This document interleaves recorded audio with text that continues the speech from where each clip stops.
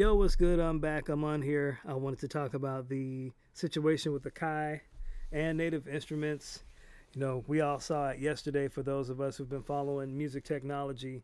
I think it's cool. Like, finally, we got the MPC3 software out. It's no longer in beta mode, but now it's available to the general public. So, anybody who has an MPC can finally go ahead and have like the full version of the software on their MPC. I personally, I did not test the beta. I kind of watched everybody else, and I figured I would wait until like it was actually released before I would start messing with it. So now is a good time. I also think that if you're one who has been on the fringes about buying an MPC, I think this would be a good time to buy one. In my opinion, the MPC is looking to be one of the most comprehensive and versatile pieces of equipment that you can use because it can do almost pretty much anything at this point. Um, Between like the sampling, the synths that are on there, and now with this partnership that Akai has with Native Instruments, like that's a whole deal in and of itself because these two companies are essentially direct competitors with one another. Like they overlap in terms of the products they release. Both have keyboards and MIDI controllers. Both release standalone hardware. Of course, Akai being with their MPC lineup, and Native Instruments having their machine lineup. Unfortunately, I'm was hoping that Native Instruments would release like a standalone, full-fledged version of like the software that they have, but like with their keyboards. So like they have I think the complete control series. I was hoping that one day they would take that software that they had and slap it into their complete control. I still think they should do that, and I think that would be a good like competitor, or would have been a good competitor to like the MPC, and especially like the MPC key. However, for right now, this kind of changes that situation because Native Instruments has decided to release quite a few of their expansion libraries as, you know, individual instruments that you can purchase and upload on your MPC. So right now you can get Analog Dreams, you can get Cloud Supply. I currently haven't tried it yet, and I'll circle back to that later.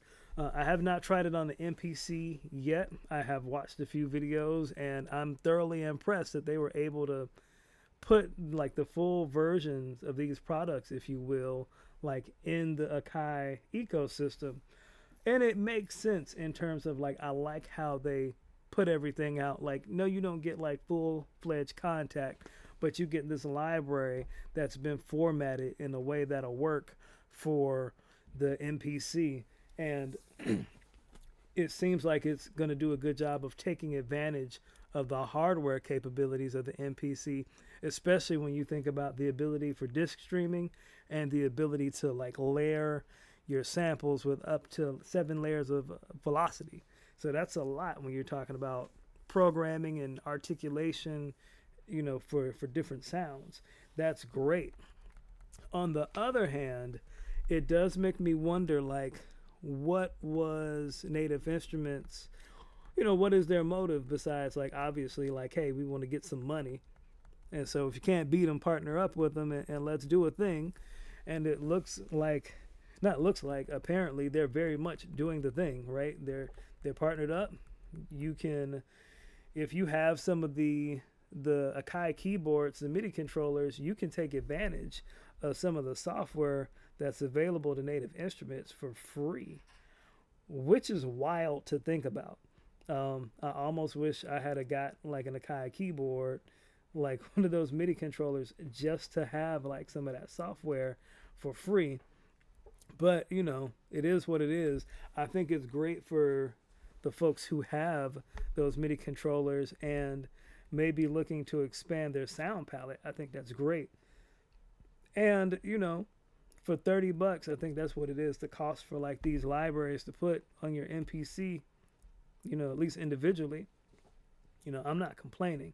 I will say the downside is, as a owner of like the complete library. So like I have Analog Dreams Cloud Supply. I have a lot of these on my Native Instruments software collection already. And I'm kind of disappointed that, at least for right now, there's not anything that says like, hey, I can get that for free. Like if I want that, if I want Analog Dreams, even though I already have it on my computer, I have to go and re-buy it again a second time. It's kind of disappointing, but I mean, for $30, I'm not tripping. And more than likely at some point, as the holidays circle back again, or we go through all the different promotion cycles that these companies have, they're more than likely going to have some of these software libraries, on sale a little bit cheaper. And I think that's great. I'm not really hating. It is a bummer. And on the other hand, it makes sense, like looking at how, like, taking a library that's, meant for the computer and now formatting it in a way that's exclusive to like the Akai MPC engine and what's built in terms of the operating system in that machine and what it runs off of. It's not a bad deal. Again, like I don't have no more words.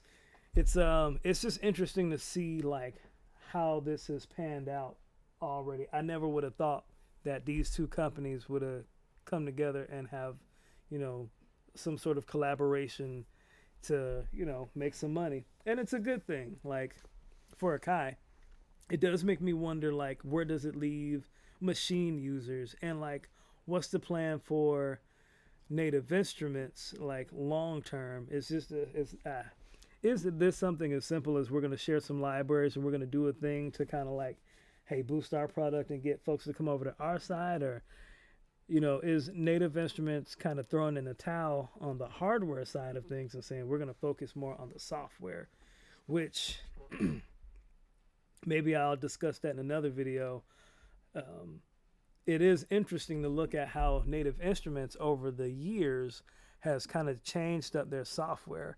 Like Contact is considered an industry standard in its own right for samplers, and they pretty much were considered the industry standard when it came to like their software-based instruments. They were like, if you had a complete, any of the complete libraries, especially back in the early 2010s and even late 2000s, like you were pretty much good to go because you had such comprehensive software at your fingertips, like Absinthe and Old Massive and FM8, FM7, like all of those Reactor.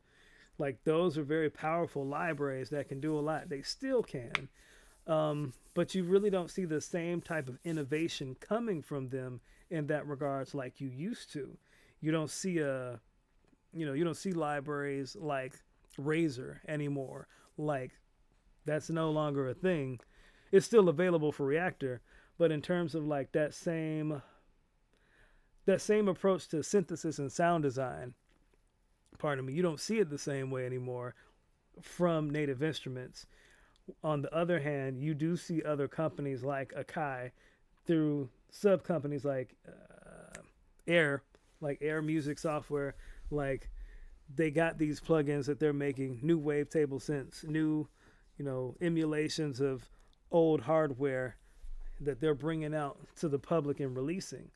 And so it's just interesting to see the shift. Likewise with Akai, the Play series, they're good in their own right, but these like Analog Dreams and Cloud Supply, they're more simplistic in their structure, right? Like it's not like having Razor or like having FM8 in, your synth. Like you have a 2-layered oscillator based type synth with some parameters, and then you can go deeper into it and adjust it. But it seems like Native Instruments has kind of gone more of the easier route when it comes to like their software, stressing more like the ease of use and more accessibility over like the complexity and like deep sound design, based softwares and libraries that we've been accustomed to over the years. And that's okay. It is what it is. But yeah, that's all I got for this video. Let me know what you guys think in the chat. Thank you for watching this video. I am Tim Keys, and I'm out.